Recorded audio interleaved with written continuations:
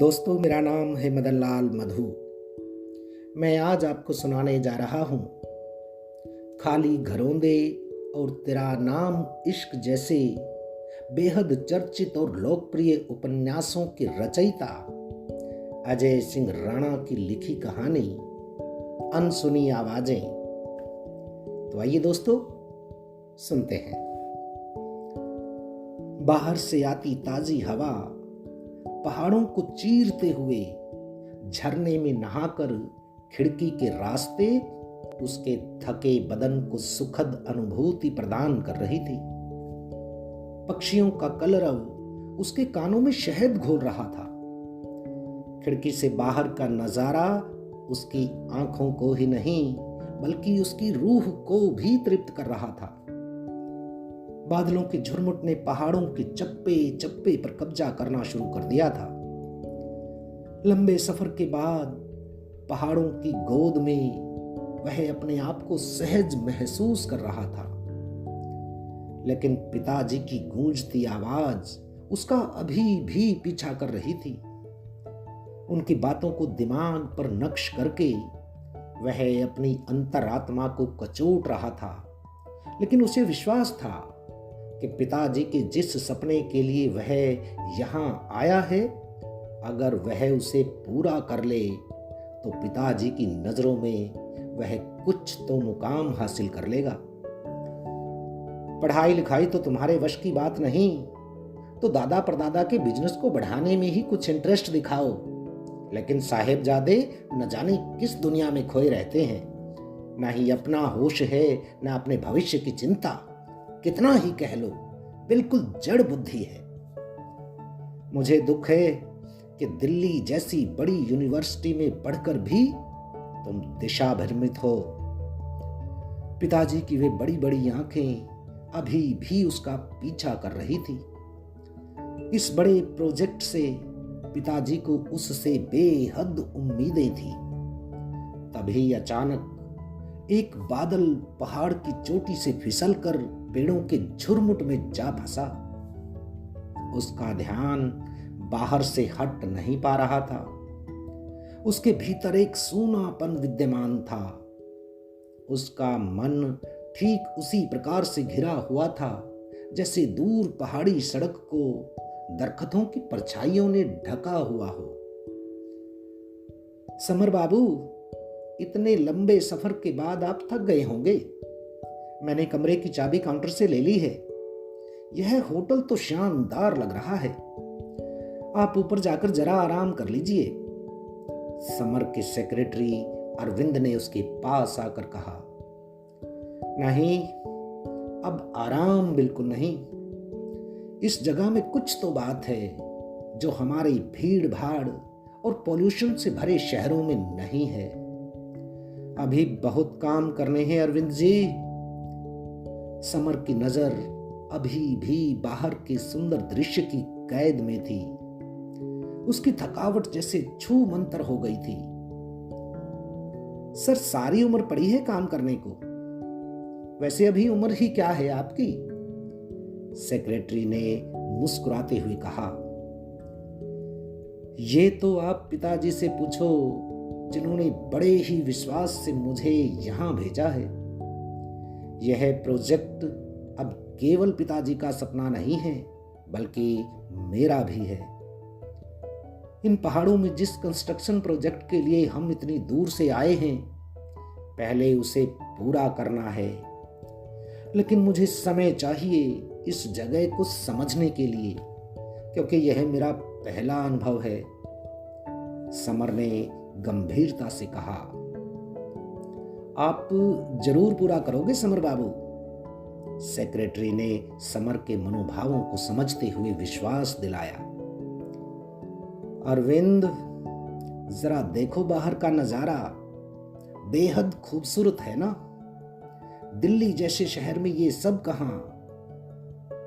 Summer के चेहरे पर सुखद एहसास की परछाइयां स्पष्ट दिखाई दे रही थी। हाँ सर, वो तो बात है, लेकिन मेरा तो पहाड़ों से गुजरते हुए उल्टियों से बुरा हाल हो गया है। मैं तो आराम करूंगा। मुझे तो बस दूर से ही ठीक लगते हैं ये पहाड़ वहाड़।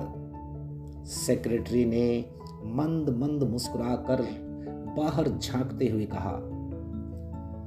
अरविंद बाबू, ऊपर जाने से पहले मेरे लिए एक कॉफी ऑर्डर कर जाना। तुम आराम करो, मैं वहां खिड़की के पास थोड़ी देर बैठूंगा। समर का ध्यान अभी भी बाहर की ओर था। ठीक है सर, आप बैठिए और आनंद लीजिए।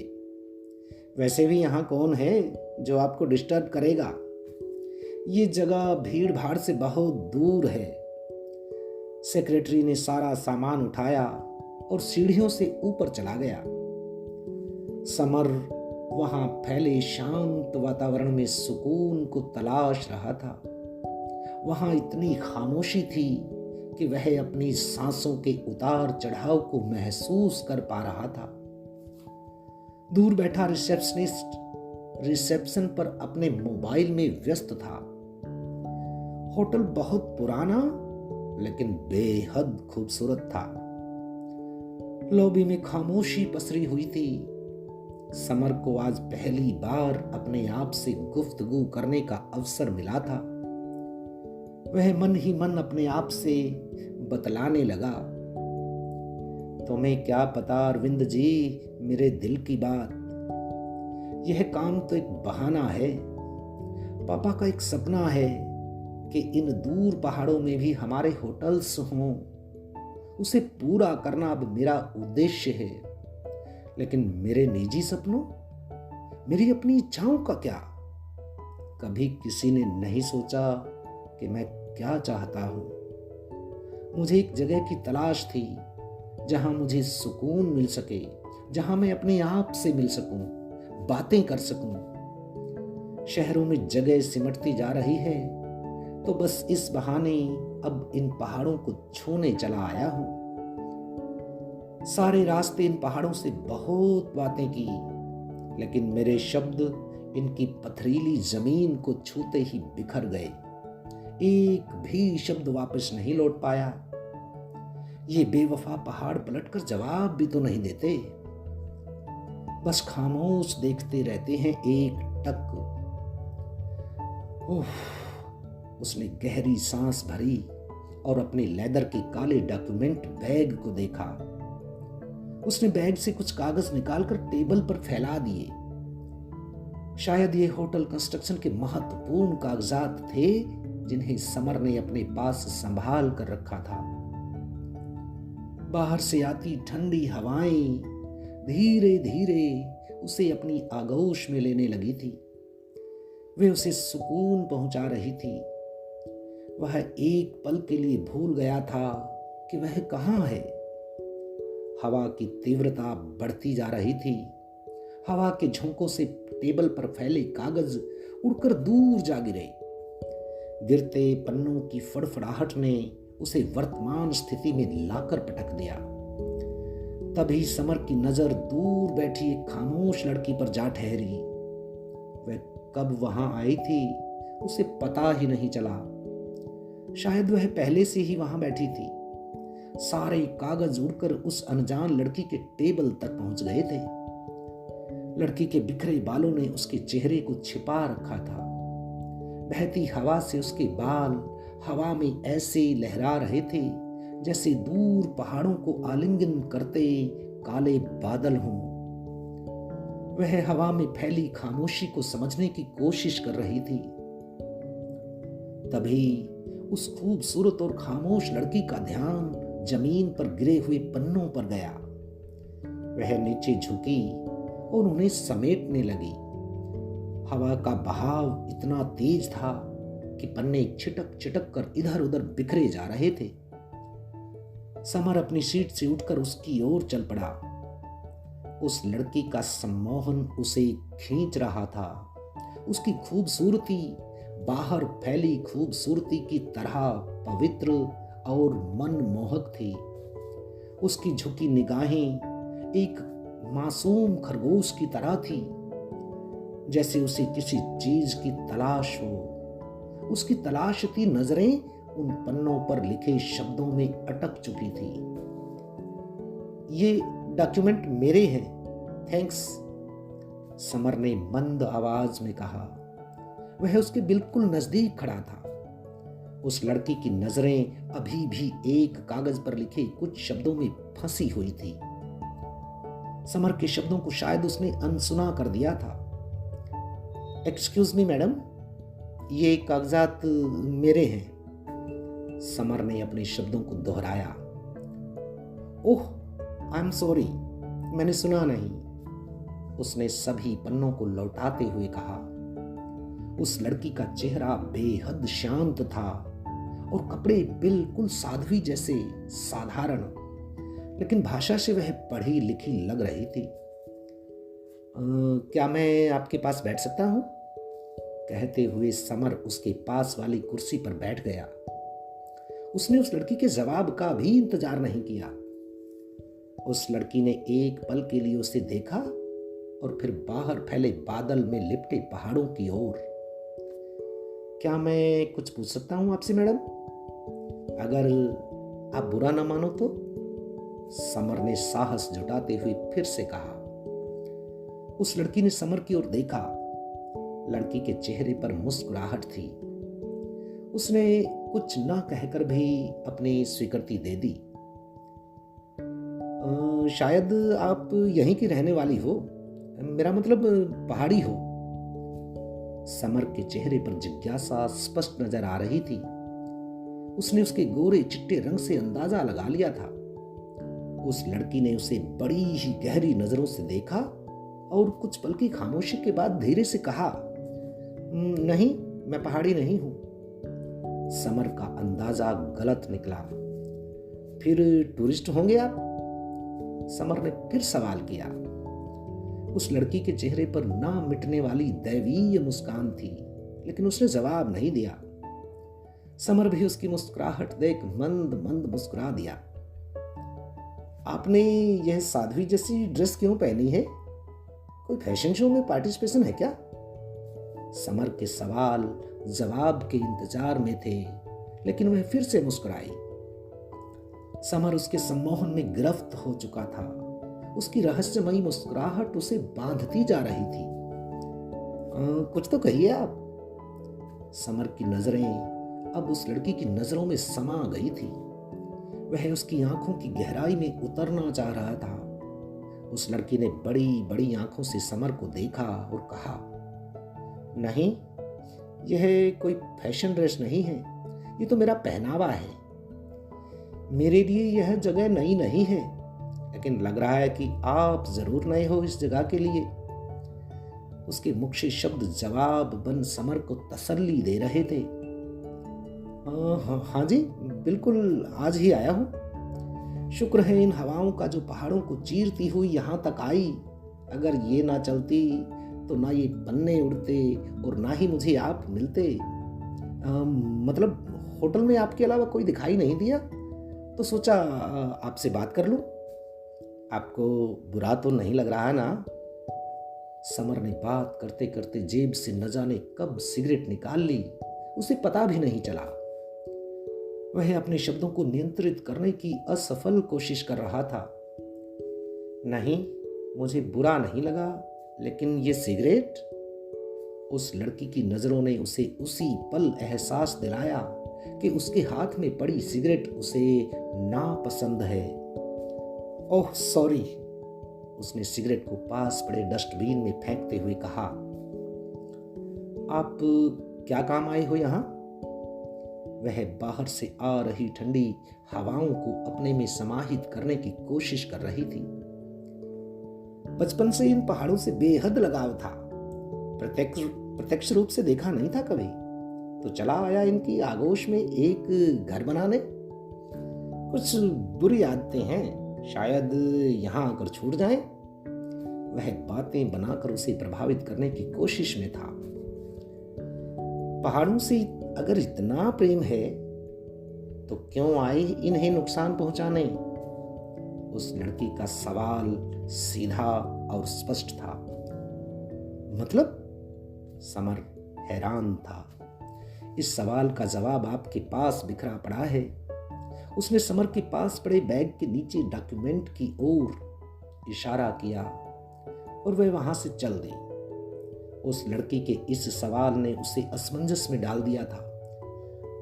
एक्सक्यूज मी, क्या मैं आपका नाम जान सकता हूं? समर के सवाल अभी भी नहीं रुके थे। उसने उसे रोकते हुए आवाज लगाई, क्या करोगे नाम जानकर? वह कुछ पल ठहरी और फिर मुस्कुराते हुए वहां से चली गई। उसने पीछे मुड़कर एक बार भी नहीं देखा। बिना प्रतिक्रिया के समर उसे खामोशी से जाते हुए देख रहा था। कुछ ही पल में वह उसकी आंखों से ओझल हो गई। कंस्ट्रक्शन प्रोजेक्ट के पेपर्स अभी भी उसके हाथ में थे, जिन्हें हवाएं अभी भी उड़ा रही थी। वे कागजात उसके हाथ में फड़फड़ा रहे थे। शायद हवाएं उन्हें समर के हाथों से छीनकर पहाड़ों की दूसरी ओर ले जाना चाहती थी। हवा मंद पड़ चली थी, लेकिन रुकी नहीं थी। बाहर मौसम अंगड़ाई ले रहा था। किसी भी वक्त बारिश शुरू हो सकती थी। एकाएक मौसम में ठंडक बढ़ चली थी। खामोशी, एक लंबी खामोशी फिर से वहां फैल गई थी। साहिब काफी तैयार है, एक आवाज ने उसे सम्मोहन से बाहर ला पटका। अभी आता हूं। उसने बाहर की ओर इधर उधर देखा, लेकिन वह लड़की जा चुकी थी। उसका मन बेचैनी से भर गया। वह अपनी टेबल पर आकर खामोश बैठ गया और उसने कॉफी से भरे कप की ओर देखा। वह कप उसे निहार रहा था, लेकिन अब उसका मन कॉफी पीने का नहीं था। उसका मन अभी भी बाहर फैले पहाड़ों से कुछ पूछ रहा था।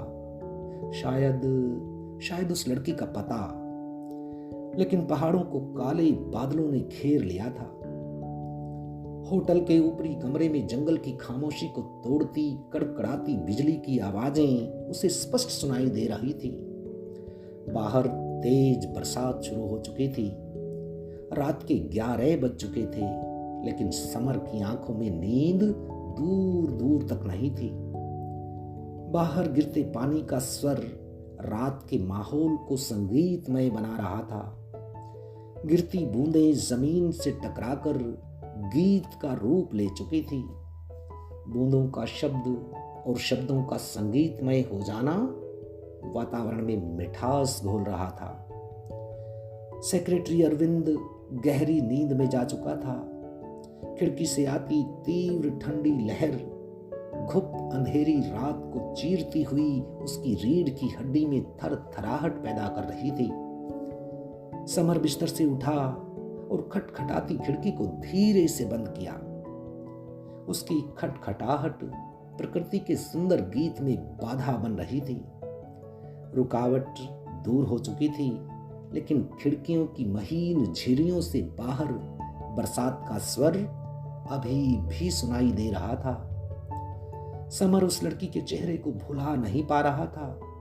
उसकी बातें और उसकी गहरी आंखें रह रहकर उसे बेचैन कर रही थी। होटल से दूर बाहर फैले जंगलों में पहाड़ों के पास एक सुंदर जगह। बरसात के बाद मौसम साफ हो गया था, लेकिन बादलों ने आकाश का दामन छोड़ा नहीं था। दिन की धूप उसे बड़ा सुकून पहुंचा रही थी, लेकिन मौसम में अभी भी ठंडक बरकरार थी। 3 दिन की लगातार बारिश ने उनके कंस्ट्रक्शन प्रोजेक्ट के काम को भी आगे बढ़ने नहीं दिया था। समर बाबू, यह जगह होटल साइट्स के लिए बेहतरीन है। मैंने सुना है कि यहीं पास में कुछ प्राचीन बौद्ध गुफाएं भी हैं। टूरिज्म के हिसाब से होटल यहीं बनाया जाए तो बेस्ट रहेगा, अरविंद ने सलाह देते हुए कहा। उसके हाथ में कुछ नक्शे और महत्वपूर्ण कागजात थे। और उन सभी कागजी फॉर्मेलिटीज का क्या हुआ? क्या यहाँ की सरकार से परमिशन मिल जाएगी? समर की आवाज में उदासी थी। उसके लिए यह प्रोजेक्ट अपने आप को किसी के सामने साबित करने की दृष्टि से बेहद महत्वपूर्ण था। समर बाबू, आप चिंता ना कीजिए। बड़े बाबू की खूब चलती है। अधिकारियों के मुंह में पैसे ठूंसकर क्या काम नहीं होते इस देश में। सारे पर्यावरण एक्ट बस नाम के हैं। आप देखते रहिए, सब धरे के धरे रह जाएंगे जब पैसे का बुलडोजर चलेगा।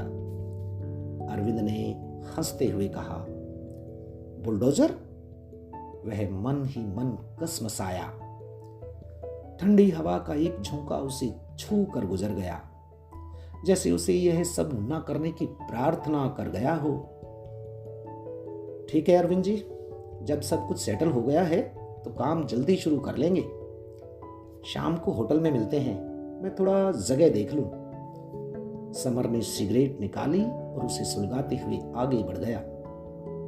वहीं पास में एक नदी बह रही थी। वह उसके बहते पानी को देख उसके नजदीक आ गया। किनारे पर पानी का बहाव कम था। बीच में पानी बड़े ही इत्मीनान से बह रहा था। धूप में पानी आईने के समान प्रतीत हो रहा था। उसने झुकते हुए अपने अक्स को नदी के साफ पानी में देखा। उसे अपना मुख उसमें साफ साफ दिखाई पड़ रहा था।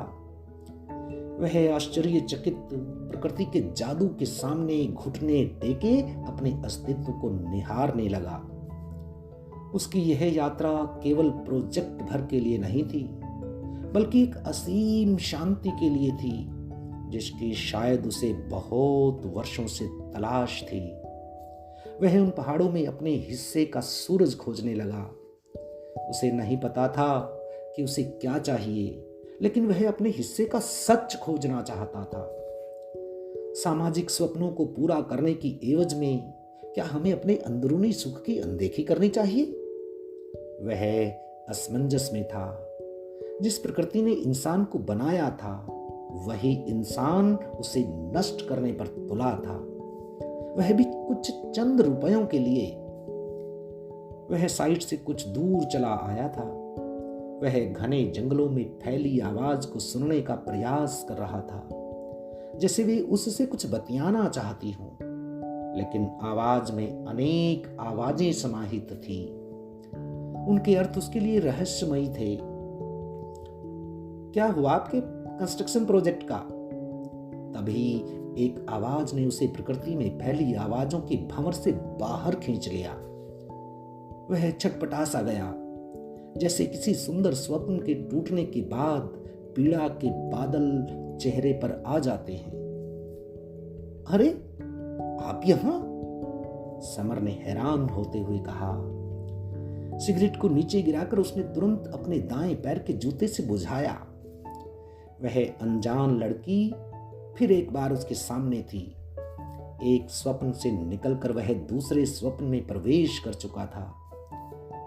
उसे पास पाकर एक आत्म संतुष्टि का भाव उसके चेहरे पर उतर आया था। यह तो मेरा घर है। ये जंगल, ये नदियां, ये पहाड़, ये विचरने वाले पशु पक्षी, मुझे प्यार है इन सब से। उसकी मुस्कान आज भी सम्मोहन फैला रही थी। अच्छा, मुझसे नहीं? मतलब मुझ जैसे इंसानों से नहीं? उसने लड़खड़ाती जुबान से पूछा। नहीं, सबसे। मुझे प्रकृति की बनाई हर चीज से प्यार है। उसने नदी के पानी को छूते हुए कहा। बहुत ही अच्छा। तुम्हें पता है, उस दिन से मैं तुम्हारी तलाश में था, लेकिन बैरन बरसात ने होटल से निकलने का मौका ही नहीं दिया। आज कई दिनों के बाद निकला हूं। बहुत सुकून है इस जगह पर। सच, आप कितनी खुश नसीब हो जो यहां रहती हो। अरे हाँ, आपने उस दिन अपना नाम भी नहीं बताया था। समर के चेहरे पर खुशी साफ देखी जा सकती थी। वह भूल चुका था कि वह किस उद्देश्य से यहां आया था। क्या करोगे नाम जानकर? बिना नाम के रिश्ते ज्यादा खूबसूरत होते हैं, उस लड़की ने गंभीरता से कहा। पानी में बहते पत्तों को वह एक टक देखे जा रही थी। बात तो सही कही है आपने, लेकिन ऐसे रिश्तों को तो एक ही नाम से पुकारा जा सकता है, वह है दोस्ती। क्या हम दोस्त हो सकते हैं? समर ने अपना फिलोसफिकल तीर दे मारा। वह पहले की तरह मंद मंद मुस्कुरा रही थी। आपने मेरे पहले सवाल का जवाब नहीं दिया, लड़की ने समर को याद दिलाया। और आपने मेरे आखिरी सवाल का, वह भी मुस्कुराते हुए बोला। कोई बात नहीं, मैं पहले आपके सवाल का जवाब देता हूं। वैसे क्या सवाल था आपका? समर ने कान पकड़ते हुए आग्रह किया। क्या हुआ आपके उस कंस्ट्रक्शन प्रोजेक्ट का? उस लड़की ने सवाल दोहराया और समर को याद दिलाया। हाँ, कागजी फॉर्मेलिटीज चल रही हैं, सब परमिशन जल्दी मिल जाएंगी, बस जल्दी ही काम भी शुरू हो जाएगा। क्यों कर रहे हो ये सब? वे दोनों नदी के किनारे हरी घास पर बैठ गए। घास पर बरसात की बूंदें अभी भी विद्यमान थी। बस पापा का बिजनेस प्लान है और इच्छा भी। माँ बाप की इच्छाओं को पूरा कर रहा हूं मैडम।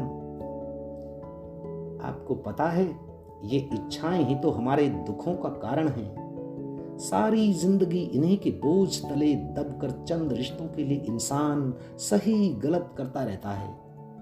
उसके शब्द समर के कानों से टकराकर समर के मन को उद्वेलित करने लगे। ये साध्वी वाले कपड़े पहनकर आप ठीक वैसी ही बातें करने लगी हो जैसे साधु संत करते हैं, समर ने गंभीरता को तोड़ते हुए कहा। वह समझकर भी अनजान बनने का नाटक कर रहा था। इन पहाड़ों को काटकर हम इंसानों को क्या मिलेगा? सिर्फ पैसा। हम अपनी धरती मां को कितना नुकसान पहुंचा रहे हैं, आपको अंदाजा भी है? उसके सवाल उसे कचोटने लगे थे। समर के चेहरे की मुस्कान मंद पड़ने लगी थी। हम इंसानी रिश्तों से तो प्यार करते हैं, लेकिन जिस प्रकृति की पनाह में हम जी रहे हैं उसे हर पल नुकसान पहुंचा रहे हैं। अगर हम इन्हें भी उतना ही प्रेम करें तो क्या यह प्रेम नहीं कहलाएगा? लड़की के सवाल जंगल की आवाज में मिलकर गूंजने लगे थे। वह उनकी वकालत करने लगे थे। क्या है यह प्रेम? समर असमंजस में था। उसकी मुस्कुराहट जा चुकी थी। इंसानी रिश्तों और इच्छाओं से परे भी एक दुनिया है जहां एक सुकून है। ये नेचर ही रियल गॉड है। हमें पहले अपने मन के पहाड़ को तोड़ना चाहिए जिसमें सिर्फ स्वार्थ है।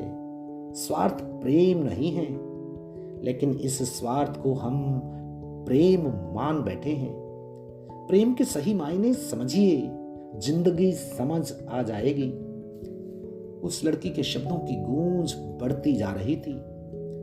समर को जंगल में उठी उन आवाजों के अर्थ समझ आने लगे थे। बहुत सी ध्वनियों का भंवर उसके अंतर मन में पैदा हो चुका था, लेकिन वह उस भंवर से निकलने का प्रयास कर रहा था। अब आपके आखिरी सवाल का जवाब। मेरा नाम जानना चाहोगे? लड़की ने समर की आंखों में आंखें डालते हुए कहा। लेकिन अब समर चुप था। अवनी नाम है मेरा। अब इन जंगल, पहाड़ों, नदियों, पशु पक्षियों को मेरा जीवन समर्पित है, ताकि इनके लिए कुछ कर सकूं, इस वसुंधरा को बचा सकूं। क्या मेरे इस काम में आप कुछ मदद करोगे? चलना चाहोगे मेरे साथ? अवनी जैसे श्वास की रस्सी से शब्दों को उतारते हुए बोली। उसका यह प्रश्न समर के लिए एक बड़ा सवाल था। चारों ओर खामोशी, सिर्फ खामोशी, लेकिन जंगल के शब्द चारों ओर फैल चुके थे। पहाड़ों की चोटी से उतरकर बादल उसके कदमों को छू रहे थे। उसे समझ आ गया था कि पहाड़ों के मध्य बहती नदी एक एहसास से भरी इन जंगलों को दिन रात सींचती है। जंगल की आवाजें अब पहाड़ों की तलहटी से लेकर शिखर तक फैल चुकी थी। वह फिर से जा चुकी थी, लेकिन समर को वह सवालों के मझधार में छोड़ गई जहां से उसे खुद निकलना था। अब ये सवाल उसके जहन में एक जख्म की तरह टीस पहुंचा रहे थे। नदी के पानी का स्वर अभी भी सुरमय था। वृक्ष से गिरते पत्ते अभी भी नदी के बहाव के साथ अपनी यात्रा कर रहे थे। उनमें से कुछ किनारा पा गए थे तो कुछ अभी भी सफर में थे। कई रातों से वह सो नहीं पा रहा था। कंस्ट्रक्शन की अप्रूवल अभी मिली नहीं थी। वह धर्म संकट से गुजर रहा था। पिताजी के गूंजते शब्दों से अब उसके अंतर मन में उठे शब्द टकरा रहे थे। पहले वह पहाड़ों से सवाल पूछता था, लेकिन अब वे उससे सवाल पूछ रहे थे। शायद पहाड़ उसे बोलते नजर आने लगे थे। उनके दर्द और अपने मानवीय अस्तित्व को जानने की जद्दोजहद में वह अपने आप से आजाद होना चाहता था, लेकिन वह मजबूर था। वह यह भी जानता था कि जिस दिन यह प्रोजेक्ट अप्रूव्ड हो जाएगा तो पिताजी को उसकी काबिलियत पर यकीन हो जाएगा। यह प्रोजेक्ट पूरा होते ही वह अपने पिताजी का हीरो बन जाएगा, ठीक वैसे ही जैसे वह बचपन में था। उसके पिताजी बचपन में उसे मेरा हीरो कहते थे, लेकिन जैसे जैसे वह बड़ा होता गया पिताजी की नजरों में वह हीरो से जीरो बनता चला गया था। अब उसके सामने दो रास्ते थे कि वह अपनी नजरों में खुद का नायक बने या अपने सपनों को रौंद कर पिताजी का हीरो बने। समय बीत रहा था, लेकिन समर के अंदर एक महासमर ने जगह ले ली थी। समर बाबू, बधाई हो। जिस दिन का आपको इंतजार था वो दिन आ गया है। आखिरकार 1 महीने की मेहनत सफल हुई। हमें सारी अप्रूवल मिल गई है। कल हमारा कंस्ट्रक्शन वर्क शुरू हो जाएगा। आप मिठाई खाइए। अब आप बड़े बाबूजी का सपना पूरा कर देंगे। अब इन पहाड़ों पर भी अपना राज होगा। अब ये पहाड़, नदियां, हवाएं भी हमारी गुलाम होंगी। अरविंद ने मिठाई का डिब्बा समर की ओर करते हुए कहा। वह मिठाई की ओर घूर रहा था। उसने कुछ सोचा और एक झटके से मिठाई के डिब्बे को अरविंद के हाथ से छीनकर डस्टबिन में फेंक दिया। अरविंद, तुम जाओ यहां से, दिल्ली जाओ अभी इसी वक्त। क्या हुआ सर? अब इन पहाड़ों, नदियों, हवाओं और मेरे आजाद होने का भी समय आ गया है। मुझे इनके साथ अकेला छोड़ दो प्लीज। अरविंद को कुछ समझ नहीं आया। वह डरी सहमी नजरों से समर को देख रहा था।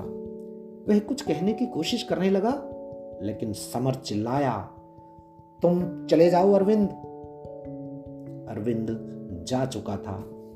खामोशी, गहरी खामोशी। लेकिन समर के अंदर उठे तूफान का क्या? दूर पहाड़ों की तलहटी में अब समर अवनी के साथ कदम से कदम मिलाकर एक ऐसी राह पर निकल चुका था जो उसने खुद चुनी थी। अब समर की वेशभूषा भी उस लड़की की तरह हो चुकी थी। अब वह स्वयं के निर्माण कार्य में लग गया था।